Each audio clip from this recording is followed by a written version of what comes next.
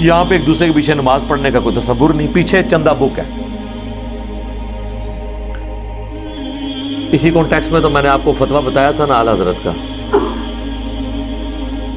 احکام شریعت کے اندر اور ملفوظات اعلیٰ حضرت کی پہلی جلد تو خود اعلیٰ حضرت نے پڑھی ہوئی ہے، لہذا کوئی یہ کہہ نہیں سکتا کہ ان کے بیٹے نے اپنی طرف سے گپیں ان کی طرف منسوب کر دی ہیں۔ ملفوظات اعلیٰ حضرت کے اندر ان سے 3 سوال ہوئے ہیں۔ پہلا سوال ہوا ہے کہ یہ جو وہابی ہیں، دیوبندی اور اہل حدیث، ان کو کمبائنڈ وہابی کہتے ہیں، تو وہابی اگر نماز پڑھا رہا ہو تو ہم ان کے پیچھے نماز پڑھیں یا الگ سے پڑھیں؟ تو ان کا کہ وہابیوں کی تو اپنی نماز نہیں ہوتی ہے، تو ان کے پیچھے کہاں سے نماز ہوگی؟ نہ ان کی نماز ہے، نہ جماعت ہے۔ پھر پوچھا گیا کہ وہابیوں کی مسجد یعنی دیوبند اور اہل حدیث کی مسجد، ان کی مسجد تو عام گھروں کی طرح ہیں، یہ تو مسجدیں ہیں ہی نہیں ہیں۔ اس میں نے اعلیٰ حضرت کی تصحیح کی تھی کہ بھئی اعلیٰ حضرت کو یہ نہیں کہنا چاہیے تھا ان کی مسجدیں، کہنا چاہیے تھا ان کی عبادت گاہیں۔ یہ عبادت گاہیں لفظ استعمال کرتے ہیں، ظاہر ہے ایک دوسرے کے فرقے کی مسجد کو مسجد نہیں کہہ سکتے۔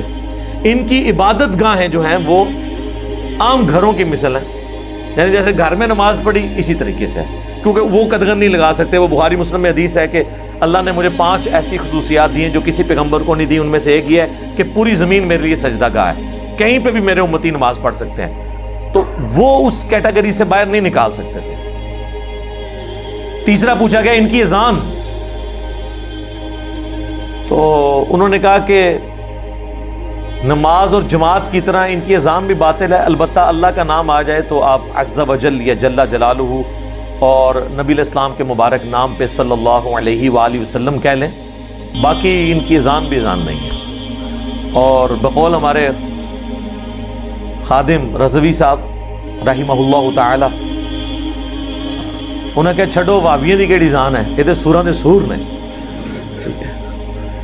یہ جاندے جاندے اتنا بڑا، جس طرح ہیروشیما اور ناگاساکی پہ جب ایٹم بم پھینکا گیا تھا نا، تو جاپان کے جہاز تو سمندری سفر میں پیسیفک اوشن میں اٹلانٹک میں کس طرح چڑھ دوڑے تھے اپنے مخالفین کے خلاف، امریکہ کے خلاف، لیکن 2 ایٹم بم گرنے سے جاپان جنگ ہار گیا۔ یہ ایک ایٹم بم جو گرایا ہے نا خادم رضوی صاحب نے، چھڑ دو وابیاں دی کیڑی گل ہے، انہاں دی اذان دا کی احترام، یہ تے سوراں دے سور، ان کی اذان کا کیا احترام، یہ تو سوروں کے سور ہیں۔ جیسے سور یعنی خنزیر بدترین جانور ہے، اس طرح انسانوں میں یعنی سوروں کے اندر سب سے بدترین یہ ہیں بقول ان کے۔ اس کے بعد انہوں نے اگر کہیں پہ کوئی ایک اتحاد امت کی فضا جعلی قائم بھی ہوئی تھی نا ان کے درمیان، جو میں کہتا ہوں یہ ایکٹنگ کر رہے ہوتے ہیں، یہ کر ہی نہیں سکتے اتحاد، ان کے بڑوں نے ان کو علیحدہ کیا ہوا ایک دوسرے کو، تو وہ بھی ختم ہو گئی۔ اسی طریقے سے انسان ہے تو نماز سب کے پیچھے پڑھیں جی۔ یہ سوال ایسا تھا کہ جو متقاضی تھا میں اس پہ تفصیلی بولتا، اس لیے میں نے ہر اینگل